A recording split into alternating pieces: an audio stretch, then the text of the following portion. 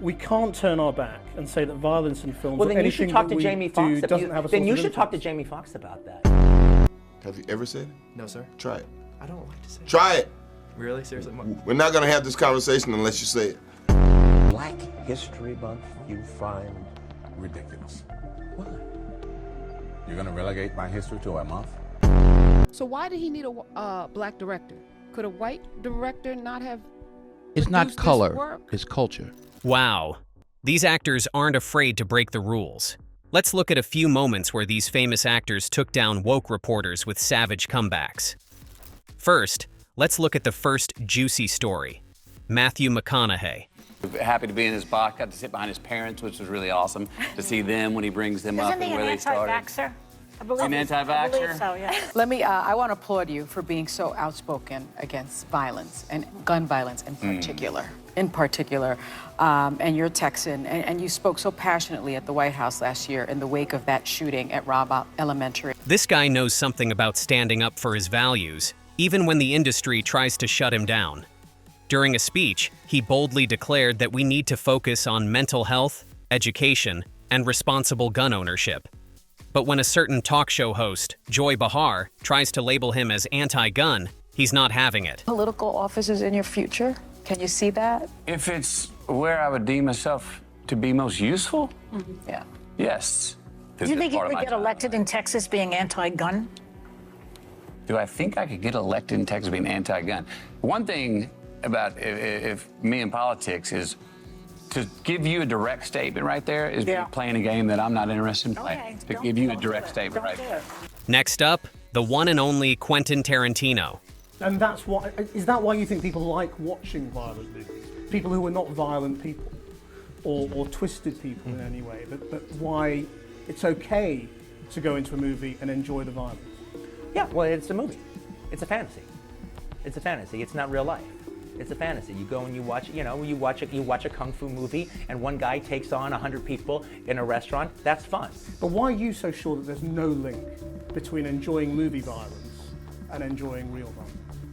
I'm going to tell you why I'm so sure. Don't ask me a question like that. I'm not biting.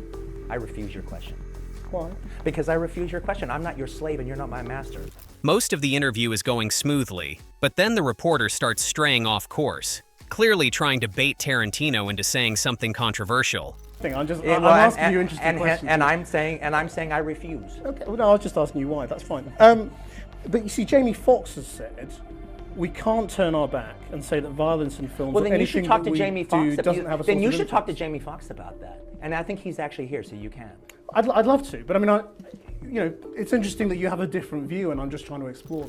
He calls out the reporter's real intentions, showing how the conversation has completely lost its way. There's been a lot of controversy surrounding the usage of the N-word in this movie, and No, nobody, none. The word would be. Well, I don't want to say it. Why not? I don't like to say it. Have you ever said it? No, sir. Try it. I don't like to say it. Try it. Really? Seriously? We're not gonna have this conversation unless you say it.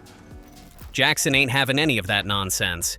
He calls out Hamilton straight away, challenging him to actually say the word himself if he's so bent on talking about it. But of course, the reporter suddenly gets all shy and can't even bring himself to utter the word. It's like these woke individuals never get tired of playing the race card, trying to stir up controversy where there is none. And when Hamilton tries to weasel his way out of the question, Jackson shuts that down too. Now, let's talk about how the one and only Kanye West absolutely owned that interview with Piers Morgan. Question for you is, do you now regret saying I update DEFCON every 3 day. on Jewish update. people? Are you sorry you said that? I don't think it matters. You should be. Absolutely not. You should be. Absolutely not. Yeah, but yeah, you should be. Absolutely not. When you insult the Jewish people and say you're going DEFCON 3 on the Jewish people, that is as racist as anything you say you've been through and any pain that you've experienced. It's the same thing. Racism is racism. And you know that, I think, don't you? Yeah, obviously, that's why I said it. So you said it knowing it's racist? Yes, I fought fire with fire. Okay. I'm not here to get hosed down. At least that's It's a honest. different type of freedom fighter. Kanye talked about how being honest often gets him into trouble. He's seen for himself that whenever he speaks his mind, critics are quick to try and shut him down. Friends, do you have people aborting half your race? No. So I am the black person with the black experience that's worth $11 billion and is the most influential person on the planet. And I am questioning it. Okay. I have a right to question it. Absolutely. You can't tell me with your accent that me as an American Jew black person that I cannot question that deaf and question the means behind that was put on camera. I'm not saying you to can't traumatize. I'm not finished. La la la la means let me finish. But Ye's not the type to back down. Nope, he's gonna keep on speaking his mind, no matter how much the haters try to shut him down. In American media, it's very censored. It feels like an episode of Black Mirror a lot of times.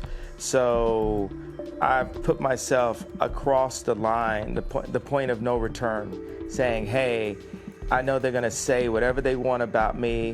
When I bring up the truth, they're gonna say, you didn't get enough sleep. It's because of your health. They're gonna call me names for my truth, but these experiences that I'm telling you about are factually things that I've went through and things that I refuse to keep going through. And when it came to this showdown with peers, Kanye wasn't holding anything back. He went toe-to-toe with that reporter, matching him blow for blow, refusing to let him have the upper hand. It was a masterclass in staying cool, calm, and collected, even when the pressure was on. Next, let's talk about the legendary Morgan Freeman and how he put that reporter in his place when he tried to drag him into a discussion about woke topics during Black History Month. Black History Month you find ridiculous. You're gonna relegate my history to a month? Oh, come on. What do you do with yours? Which month is White History Month? No, well, come on, tell me. Well, I'm Jewish. You see, this reporter, Matt Wallace, thought he was going to bait Freeman into talking about all these hot-button social issues. But he messed up. Morgan Freeman is famous for speaking his mind on topics like these, and he's not one to let a reporter steer him toward political correctness. He's all about telling it like it is. No filter, no fluff, whatsoever. Okay, which month is Jewish History Month? There isn't one. Oh, why not? Yeah. Do you want one? No. I don't either. I don't want a Black History Month. Black history is American history. How are we going to get rid of racism? Stop talking about it. I'm going to stop calling you a white man. And I'm going to ask you to stop calling me a black man. I know you as Mike Wallace. You know me as Morgan Freeman. And he's not afraid to call out immorality when he sees it. These woke warriors think they can come in and try to silence anyone who doesn't agree with their narrative. But they've got another thing coming when they mess with Morgan Freeman.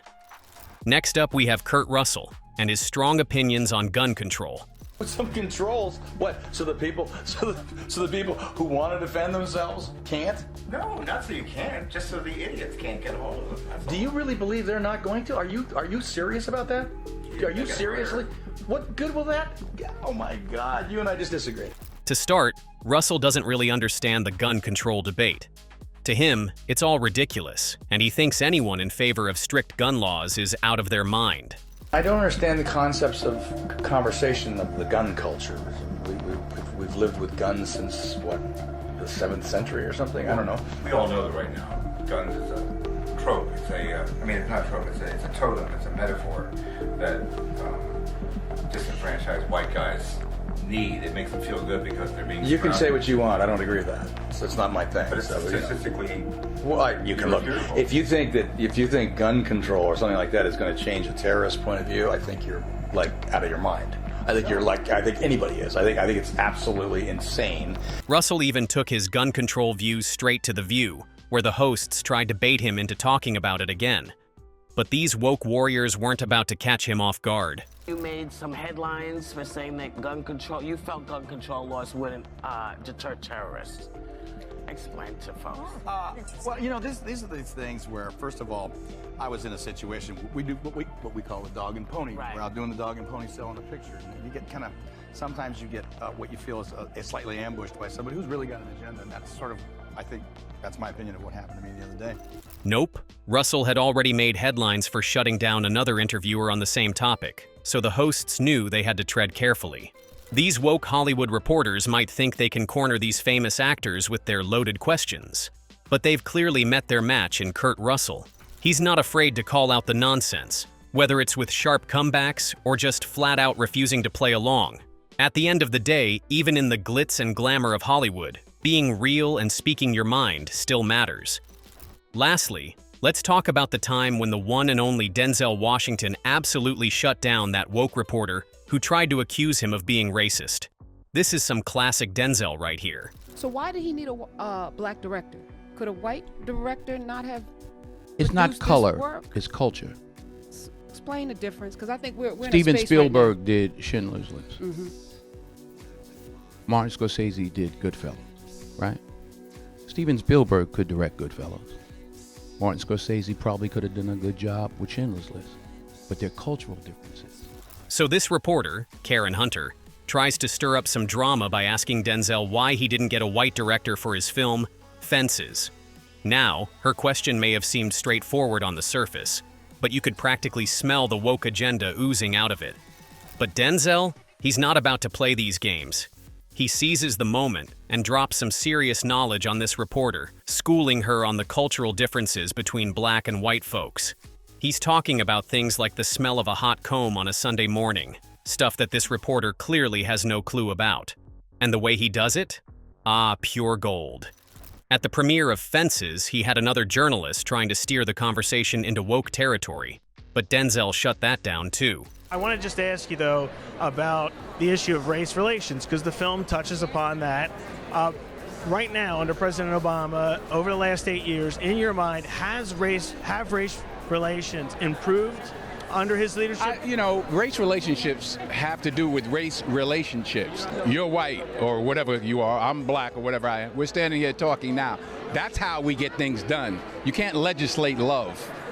The President of the United States can't legislate us into liking each other. We have to step forward and ask questions about each other and engage. There's no law that says, oh, because I'm president, you all got to get along now. So it's up to us. Mike, drop. Denzel knows that you can't legislate people into liking each other. It's about stepping forward, asking questions, and engaging with one another. These actors aren't messing around with these issues. They know that staying true to yourself is what counts, even with all the woke drama out there. So who do you think really nailed it when it came to taking down those woke reporters? The celebrities or the interviewers? Let me know in the comments down below. Thanks for watching, and I'll catch you in the next one. Peace.